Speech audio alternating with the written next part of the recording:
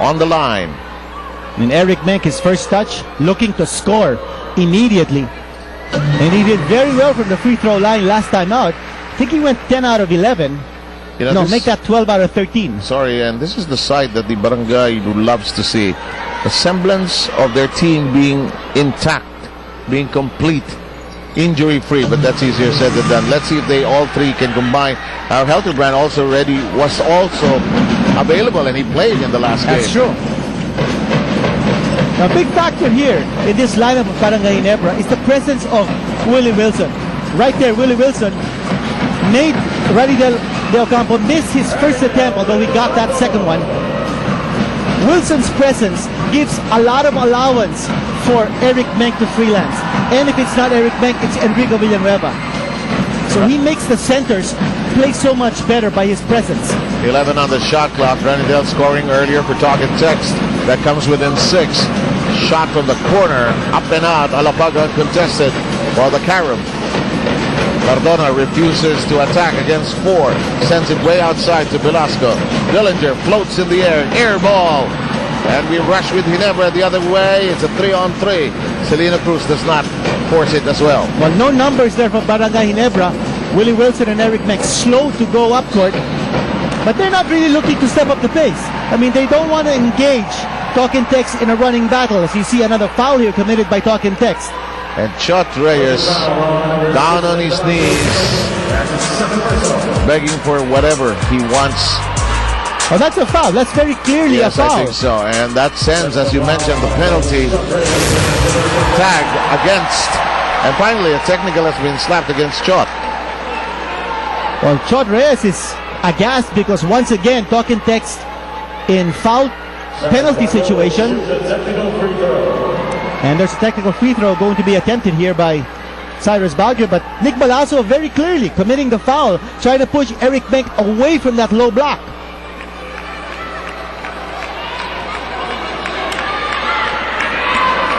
Interesting choreography on the side of Talk and Text. Chot got his technical, but the rest of the Brain Trust continues to argue with the referees. Virgil Villavicencio is now the manager, I think, of the team, and was a long-time assistant to Chot Reyes when they were coaching in the school ranks. You know, that's a difference between our rules and the FIBA rules. In the FIBA rules, if any other individual on the bench outside of the coach is shouting invectives or what, the technical foul is slapped against the coach. Kanya yun. So, may karapatan siya magalit, ano? Helterbrand is in, and the crowd sensing something might be in the offing for the Barangay Ginebra, which is now ahead 21-14. De Guzman, who joined Talk and Text of late. When did he join? About the quarterfinals or even before? You know, he's been with Talk and Text all these years, but before this conference, he had only played 7 games for Talk and Text, dating back to 03. And De Guzman, who's 36 years old, was actually a 4th-round draft choice of Pure Foods in 2001. Got his big break only a few years ago, but has been on and off with Talk and Text.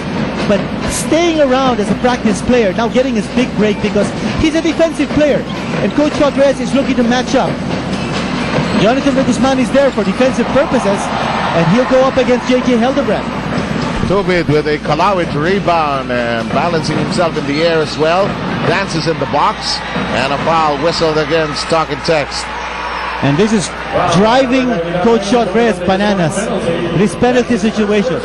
That same situation, that penalty situation, haunted Talk and Text in game number 3. And Chot refuses to use the seat assigned to him. He's now actually sitting on the railing. You know, earlier that statistic we pointed out, Seb, of Barangay Ginebra being minus 21 in 2-point field goal attempts in game number 3. You know, we have to break that down a little bit. It's not only because of turnovers, it's also because Talk and Text is giving up so many fouls. Yes. That's why Ginebra doesn't have too many field goal attempts, but they're getting a lot of chances from the free throw line. And we're seeing a repeat of that now. In the attempt on Talk and Text to play defense, they have ended up committing those fouls, as you mentioned. It's a 10-point lead But again, one of the points we were talking about in our Dean's List, Ginebra must invite the contact, and they're doing a good job of doing that. Exactly. Velasco launches. And it's off Tubid. It'll stay with talk and text. Wilson will move out, and the gunslinger Sunday Salvacion is in.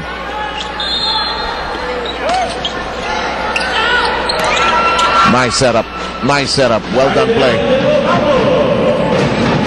And he has 4 points. Ranidel de Ocampo hitting one with still 3 minutes exactly remaining. You know, that play exemplifies how dangerous and how potent Talking Tex is as an offensive machine. I mean, they can score in a matter of seconds. Off the inbound play, you saw Ranidel de Ocampo scoring with just a few seconds off the clock. And with a variety of choices at that. Yeah. In the meantime, that is lost at the baseline to be retained by Barangay Ginebra. Again, the effort coming from Eric Mink, keeping that ball alive. You know, if you're a guard or a forward and your big man is diving for all that, you can't help but feel that as well. In the meantime, Barangay Ginebra boxed out completely of that rebound. Alapag zigzagging, sees a crack in the defensive wall, and on the switch, somebody fouled him. Tubid gets the foul. And for Tubid, that will be 2. 2 minutes and 30 remaining, 24-16 is the count. And Alapag will be our guest at the free throw line. Jimmy was such a factor in game number 3 for Talking Tex, scoring 16 points all in the second half. When he turns it on, he's like a streak shooter.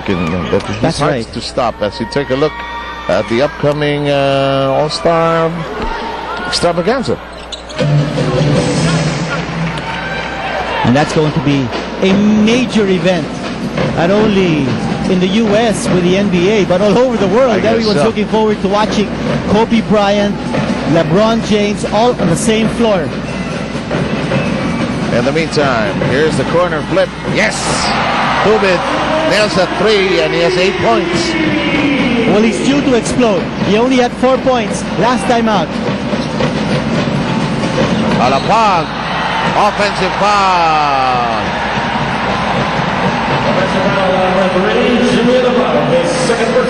Alapag looking for contact on the other side, and he was called that time for the offensive foul. Now, Coach Short Reyes isn't about to do too much complaining anymore. No, he already has 1 technical foul.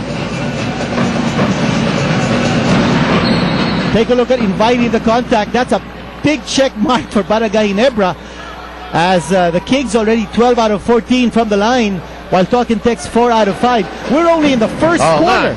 Parang kala mo second half, ano na no? First half na Samantala, Tubid makes up decision. Medyo ill-advised yung pasa na yun. A late decision on that. Cardona nails it. Unselfish play by Jimmy Alapag, but that's why he is the floor leader for Talking Tex. He makes everyone else better. He gives an opportunity for his teammates to score. And now Talking Tex will try the zone here. Tubid launches 3. No, sir. And the rebound picked up by Castro. This is a small unit for Chot Reyes, more of the speed brigade. Kick out, Ranidel. No. Not take down si Cardona. In the meantime, there's a hard foul. Oh, yes. And Tubid taking a tumble.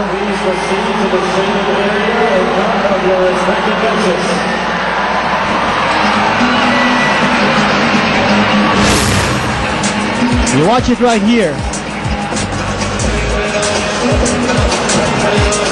Oh, looked like Tubid had second motion as he got bumped by Ranidel de Ocampo. As if he had left his, forgotten to give his calling card. The refs are over at the video playback. Make sure they get this right. It's a minute to go. You know, Tubid just has to keep his head screwed in place. He drew the contact that time very clearly, but he didn't have to extend that arm, so he might be called for a second motion. I think it'll be a technical foul against him. Physical quotient has increased several notches here with the defense and the passions involved. Keep in mind, Talk and Text leading in the series 2-1. Barangay Ginebra hoping to equalize here. Let's take a second look, a third look, I think. Oh nga, nang-iwan, ano? Watch it here on another angle. You see the contact made by Ranidel. Ranidel actually tried to create a situation where Tubid would be called for an offensive foul, but that's not going to happen because he didn't establish